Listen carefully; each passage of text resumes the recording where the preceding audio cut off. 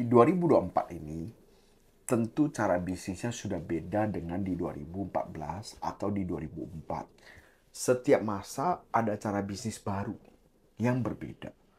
Contohnya, kalau di 2024 ini kita bisa lihat di kota-kota besar, orang kalau gak masuk ke dunia online, e-commerce, itu akan sangat-sangat terpukul omsetnya.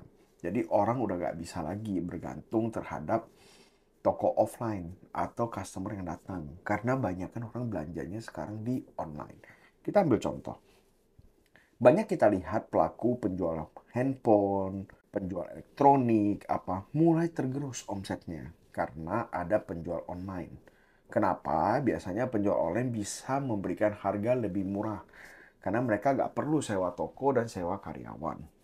Dan juga penjual online bisa memberikan pelayanan yang lebih cepat biasanya karena mereka bekerja sama dengan beberapa pengiriman. Terus kalau kita ngomong terpercaya atau tidak, pelaku online juga bisa terpercaya. Kenapa? Karena mereka mengumpulkan yang namanya reputasi. Malahan sering kita temui pelaku offline yang kadang-kadang sedikit nakal. Jadi di tahun 2024 ini mau gak mau kita bisnis itu harus mulai belajar untuk bisnis online. Kalau kita gak mulai masuk ke dunia online ya, kita akan tergerus oleh zaman. Di setiap zaman ya, orang yang gak bisa beradaptasi pasti akan kesulitan, akan hancur bisnisnya. Kita ambil contoh.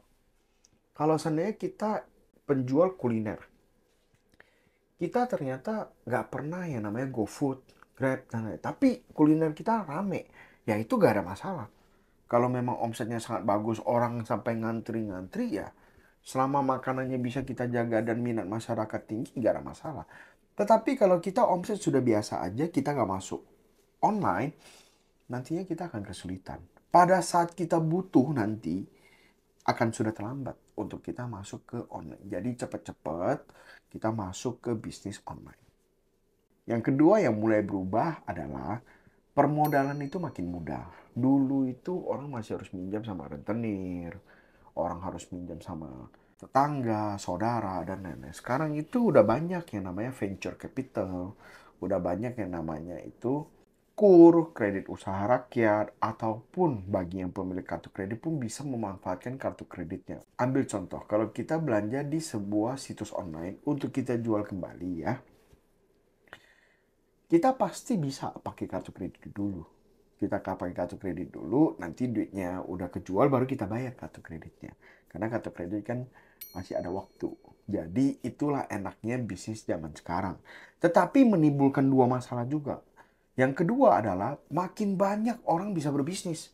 Karena akses terhadap modal, akses terhadap uang udah lebih gampang daripada zaman dulu. Jadi ini seperti pedang bermata dua. Di satu sisi membantu pelaku usaha, di sisi lain persaingan jadi lebih ketat.